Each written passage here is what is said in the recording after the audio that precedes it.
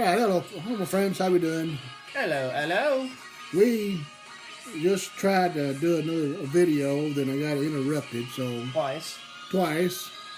So I'm having to restart. Anyway, it's all good. It's the missus. She wanted to ask me a few questions real quick. Right in the middle of the video that I was recording. Anyway, we may do a double feature today because we're behind a few days. So we may do chapters 1 and 2 of Mind of the Imaginator. We finished up chapter 2 of Dreamaker last time. So we're going to do episode 12. Oh, if you hear us coughing and sneezing, it's because we're recovering from a head and chest cold. A head and chest cold. It sucked because I couldn't breathe half the time. Got my honey water here. I'm just thankful that my sinuses are cleared out mostly.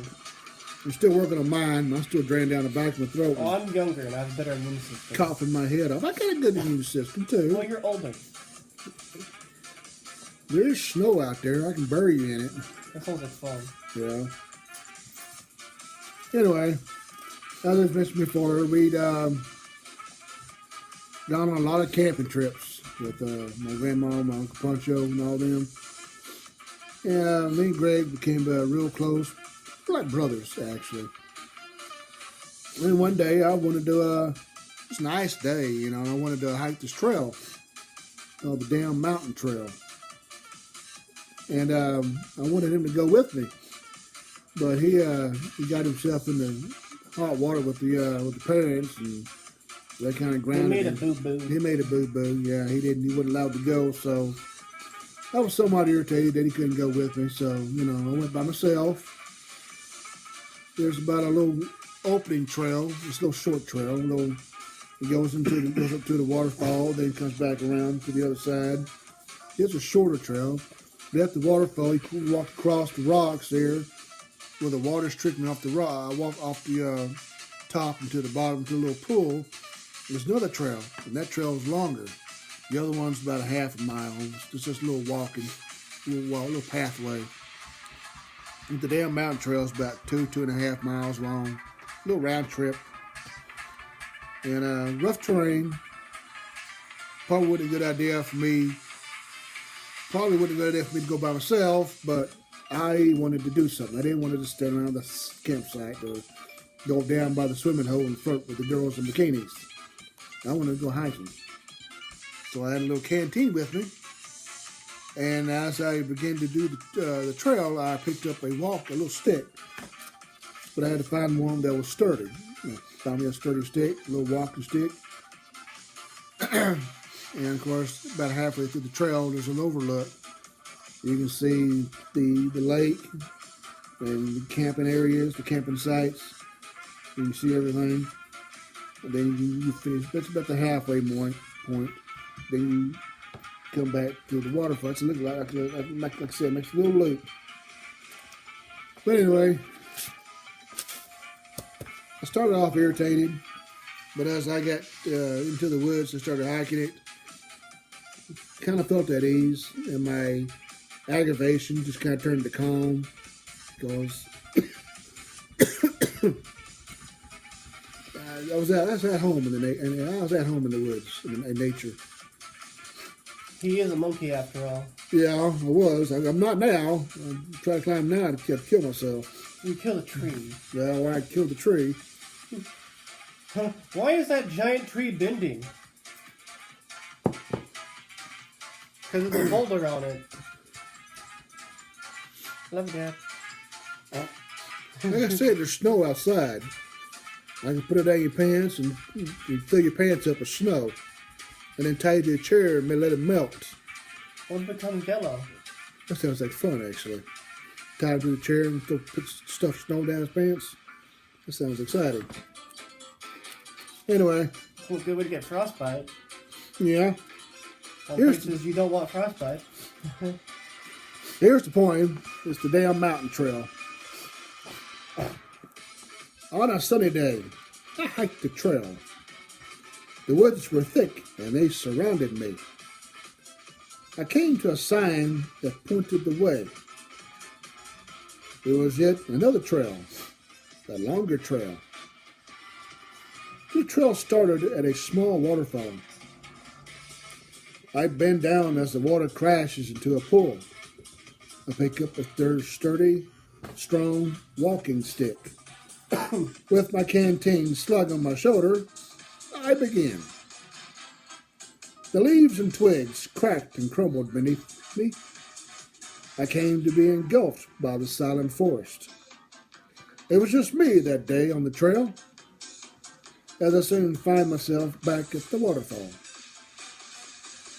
The waterfall was the start and the end, and the overview was a sight to behold. I took one last drink from my canteen. I looked solemnly around and headed back toward camp.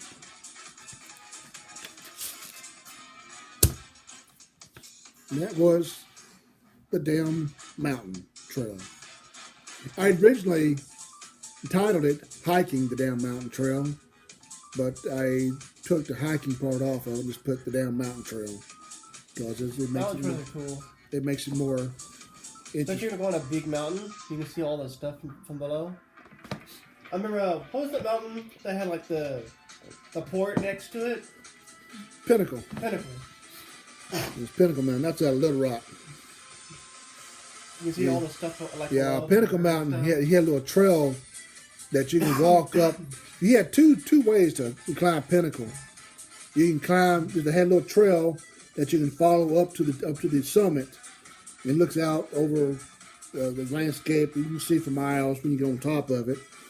Or you can drive around to the very back of it, and you can climb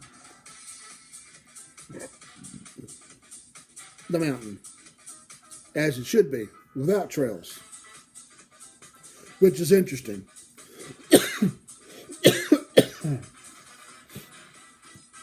I've had some people that I know that have done that, and they said it's pretty cool. But I usually, when I do Pinnacle, I usually use the trail, hike up the trail.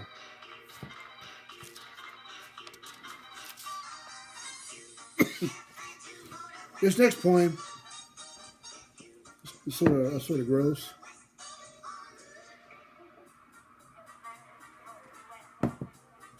It's sort of funny though, but gross. Gross and funny at the same time. But when you think about it, when you go to the restroom, when you sit on the toilet seat, what do you usually do? You think about today's activities, right? Yeah. Think about the day's activities. You think about what you're going to be doing later. You think about getting groceries, dinner outings. If you're on vacation, what you're going to do that afternoon. If you're through your morning festivities, what you're going to do that afternoon, rest of the day. Maybe going to the movie later on. Going to find what kind of movie you're going to watch. Or you get your iPad or your phone, like PV over here does. He's playing on his phone. He's not paying attention to anything I'm saying right now. Yes, I am. Yes, I am. No, you're not. I'm here. I'm present. You're here. You're present. I hear you. But anyway, you don't just sit there. You think. You contemplate. So one day when I was relieving myself, that's what I did. I was sitting there thinking, contemplating. And with me, usually when I'm contemplating something, it's about creating something. Creating an atmosphere, a scene, a poem. And on this particular occasion, it was about creating a particular type of poem. I thought, people come to the toilet seat and they sit there and they think, wouldn't it be interesting to write a poem about sitting here and thinking about it? What you're going to do? So that's what I did. And this poem is actually called The Thinking Seat. That's the actual title to the poem, by the way. Well, not The Thinking, this is called Thinking Seat. I see I originally titled it The Thinking Seat. But again, I took the off of it and just put thinking seat. Because it has more pronounced meaning. You just put thinking seat because people don't wonder, what the hell is he talking about? Instead of the thinking seat, which puts a conjunction on it. It's implying something, implying a certain item. This way here, it doesn't imply anything. It's just, what's he talking about? And when you read the poem, you find out what he's talking about. So take the "the" off. It shortens the horizon of the poem, which is usually what you want to do when you create a story. So you don't want to put too much into the title, or too many explicatives into the title, or metaphors or similes into the title, because it kind of gives away the title. You want the title to be sort of like a mystery. But an eye catcher. And thinking seat as an eye catcher.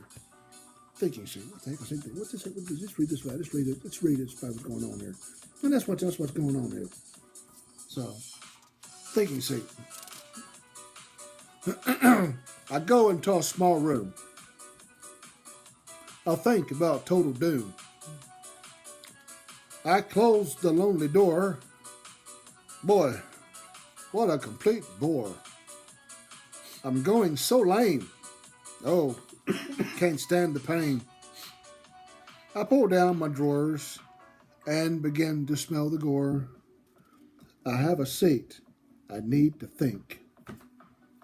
After many a thought, I reach a sudden blot. I stand up, wiping. I pull up, flushing. I come out, no diarrhea, but with an amazing idea. And that was thinking. And then half the comment section is probably disturbed. Huh? Half the comment section is probably disturbed. Probably. But hey, you know. And the nightmares begin. And then the nightmares begin. You come out, of course, when you usually come out of the bathroom after taking a crap like that, people going behind you and pass out. That's no good either. So how was your day? Whack. Well. What happened to him? Don't go in the bathroom. Why? Whack. So like the Jim Carrey scene from Ace Ventura. Do not go in there. Mm-hmm. Of course, I'm also a senior in high school at this time as well. And like I said, I never really had a particular love interest. I had one girl we just walked around the park and made out a few times for about a few months. That was about it. There's really no true relationship there. We ain't gonna do anything. Didn't have no driver's license or anything. Didn't really do anything. She was too modest anyway. She didn't really want to do anything. So we just kissed. But this one here, eventually I would connect with her, but I would, with me being a senior and having really no classes in the afternoon, I would find a reason to get out of study hall, and I'd go in there.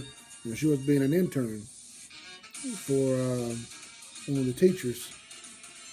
And I'd go in there and I'd make up an excuse to hold her hand by thumb wrestling. Yes. I would come up with an excuse. How can I hold her hand without actually holding her hand? And I said, we'll thumb wrestle. So we thumb wrestled. And eventually we thumb wrestled some more, and she got into it a little bit. And every day I'd go in there and flirt with her a little bit. But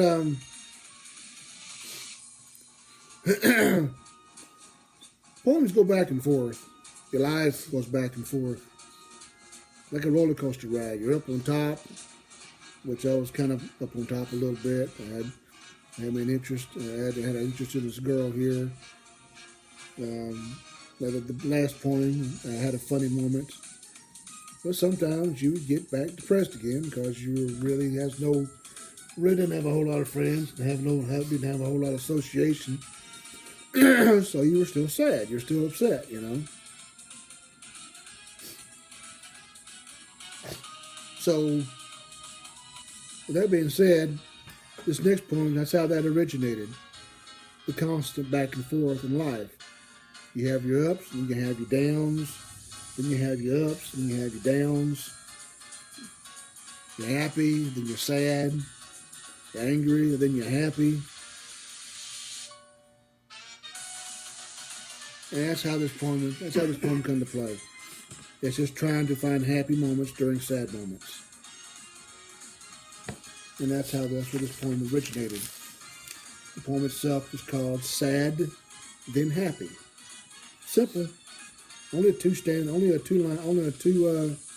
paragraph poem. It's not very long. But it conveys the message, and it conveys the message in a very philosophical way. And that's how most people, that's how you really should look at life. You should look at life in a philosophical way, because it puts it in more perspective. When you're sad, down and blue, a happy moment is what you need. Sit back, relax, and dream of good times. The days when you were happy, and the days of sadness fade away. Try to recreate a forte in your dream. Blend the sad days and the good days. Try thinking sad, then to happy. Maybe your eyes will eventually dry.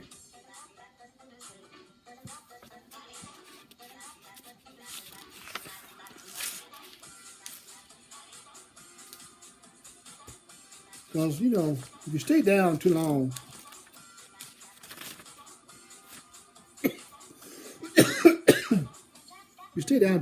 you become engulfed in it. You become engulfed with sadness, and you tear up, you cry, you go into a state of depression. And that's not where you want to be at. You don't want to go and dwell in a state of a depression.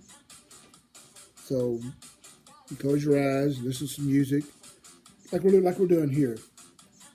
There's some upbeat music here. Now Jacob's over there bebopping his head. We're looking out the window, watching the snow. And birds. And the bird. And we had birds out there? I saw one. Looking at the birds and stuff and the snow. Creating a moment that drains, that takes you away from stress and how you really feel. And it also keeps it helps maintain a positive attitude toward life. If you dwell on the negative too much, you get stuck there in a rut and you can't get out of it. It's hard to get out of it. So when you think of positive ways to take care of it, then you find positive ways to get out of the rut.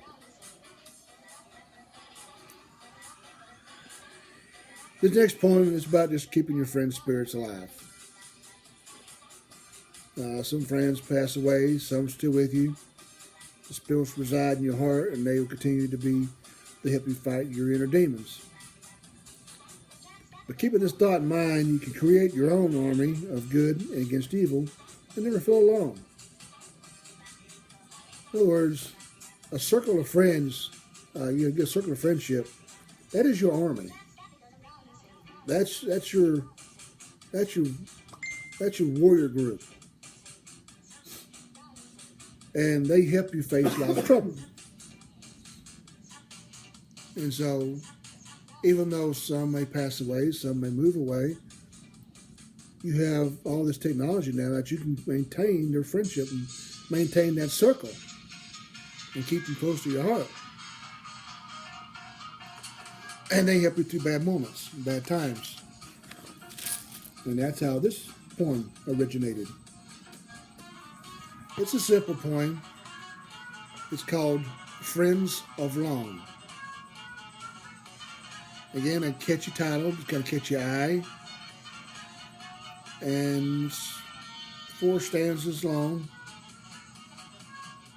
Not very long. A little short poem.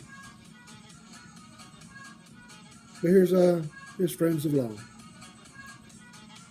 Where have they gone? Are they sleeping? Maybe.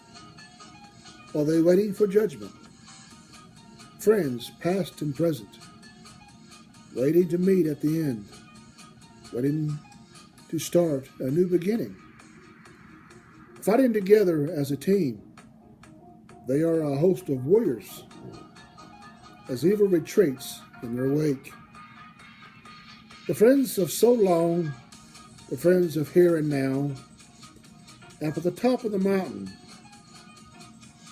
we will always stand.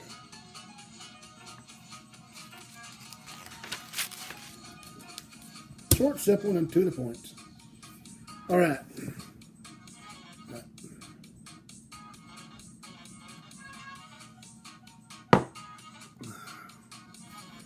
Now, this girl I was flirting with, her name is Julie. And she became my actual first love interest. And I was 17, 18. I was infatuated with her, of course. That's why I kept sneaking in there to play thumbnails with her.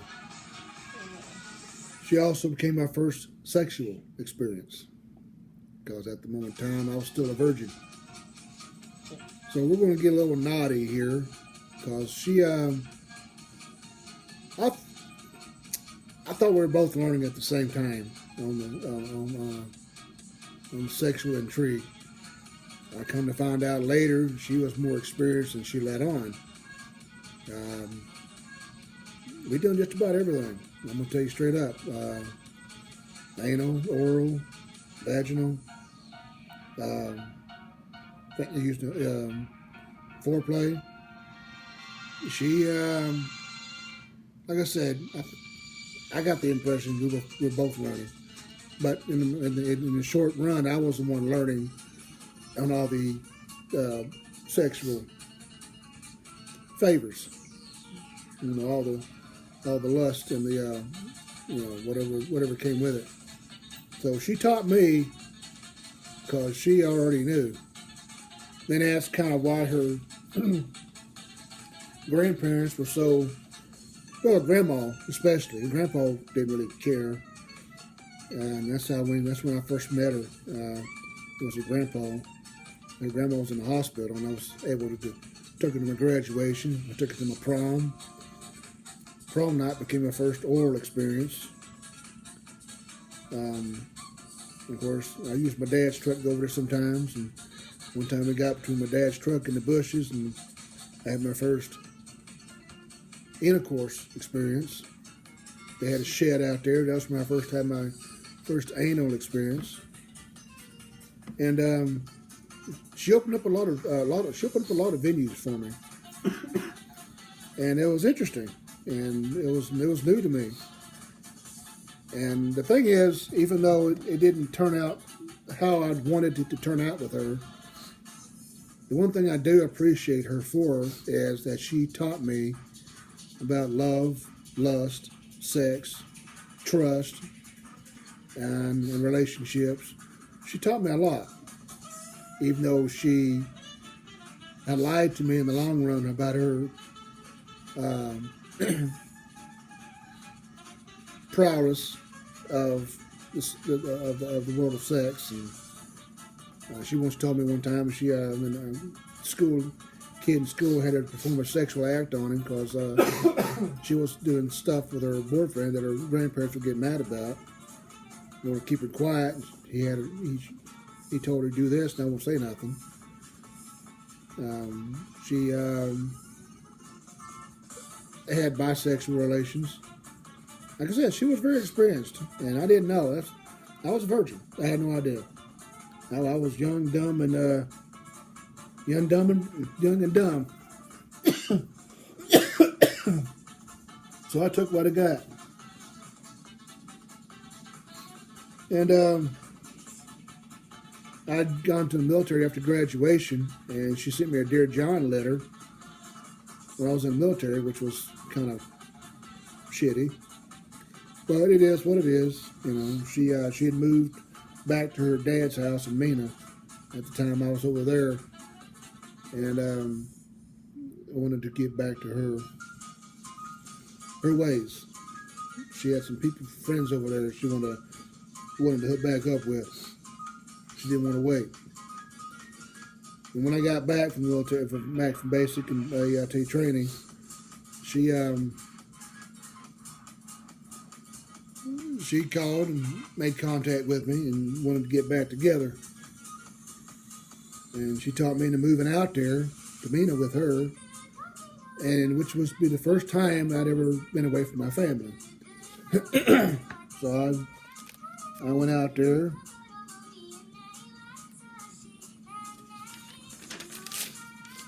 Got a little apartment out there. I had no idea what I was doing. I tried an extent in college, and I didn't know what I was doing. I was just trying to start my life, and I had no guidance really. Had no one tell me what I needed to do or how to do it and how to use the GI Bill. I was just trying to find a way to fit in, trying to find a way to survive on my own for the first time. And of course, she would come over to the apartment, and we'd do our thing, and she'd take her back home. Of course, sometimes she'd come back to Little Rock and Bryant and searching with me, ride with me. Spend a few days with me, then I'd take her back home. And then one day, she just wrote me an ugly letter, a breakup letter, just out of the blue. And it was ugly, it was hateful. And so I was kind of hateful right back. So I started talking shit. And then she would try to get me into trouble with the law enforcement because her new boyfriend, his dad was a cop. We had some friends over, minors, of course. I was 19. And we got bored in the complex one time. We started to go outside and play hide and seek in the dark. And we told them to stay off this building, and they got on top of it anyway. And they tried to talk, and they tried to coerce them to betray me, and they wouldn't do it because we didn't do anything wrong. But due to the fact that that was her boyfriend's dad, and she had influenced him and tried to get me thrown into jail for contributing to the delinquency of minors. It didn't work. She failed. Both officers' stories didn't line up, and they dropped the case. I eventually, we get tired of messing with it, tired of her trying to cause me problems because what happened was I started meeting her friends, schoolmates, people she knew, and they told me the truth about her. They told me facts about her, that she was not very innocent. She was a whore? Basically a whore, yeah. She was not the little angel later that she portrayed herself to be. She was kind of one of my exes. She was kind of a loose goose. And she didn't like that idea that I was finding out details about her, and decided she wanted to... Maybe you shut your mouth up, everyone, now. Yeah, decided she wanted to get revenge. Decided she wanted to try to run me out of town. I'm not one to seek revenge on people. I don't go that route. And just like karma. We used one of the guys there. It was me. My third cousin was up there. I met him up there too. He was up there, and we kind of used this one dude. Stayed at his place for a little bit, and then used his truck. We didn't say we didn't say we used him, but we kind of did. And if you look at it over the overall perspective of it, we used his truck to put our stuff in, so we used and have him bring us back to where we were safe in the Benton Bryan area, away from Mina. I went back to Grandma's, and he went to stay in an apartment in Benton. But like I said, I'm still, to this day, I'm still irked at her for that, because she dragged me about 200 miles away from my family for the first time I've ever been away from my family like that, which is why I went reserve instead of regular army, because I wanted to be beside my family. And she yanked me away from my family. It was her idea to move out there. Then come to find out, she really didn't want me moving out there. She didn't think I'd do it. So yeah, she just I don't know. She turned into a character. But like I said, I'm glad I met her because she taught me a lot about sexual pleasure, relationships, trust. Um, she taught me a lot of things, but she also taught me that you need to look into each other's past as well, and not just take their word for it, so to speak. She taught me unknowingly about love and infatuation.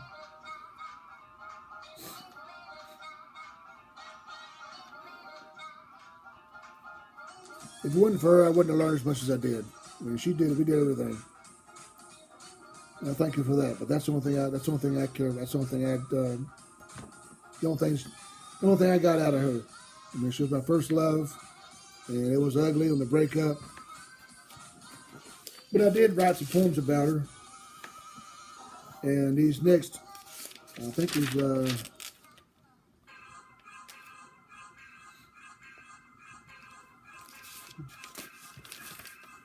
there's 4 of them.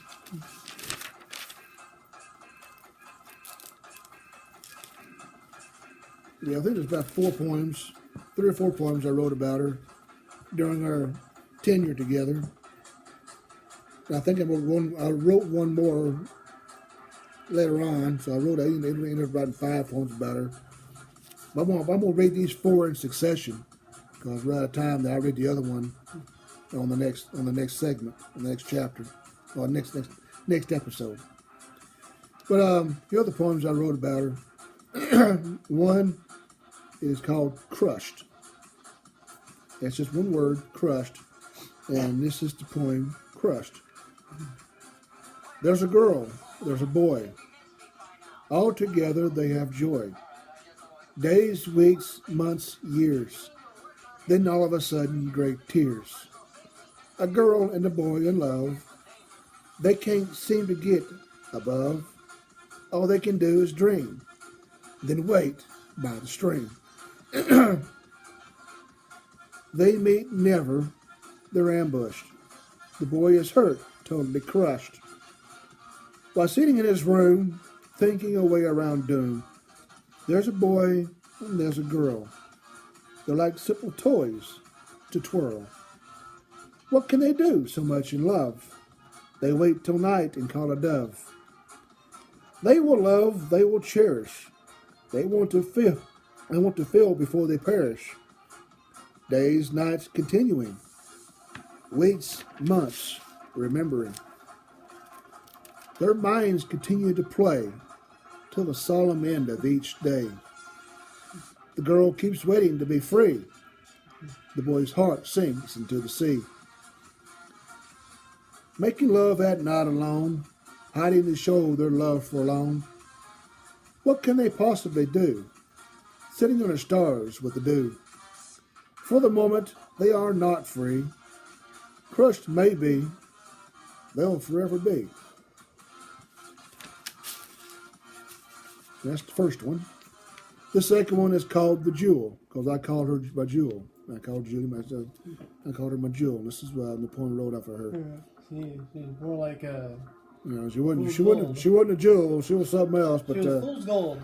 But fool's gold. But while I was with her, I called her my jewel. Love, continuous love. Upon our head sits a dove. Glorious it is. I feel at ease. Standing atop the soil, I call her my jewel. Never-ending love. Hello, the squirrel. sweet stuff from above. And that was that one. I just saw a squirrel. Yeah. There's 2 more.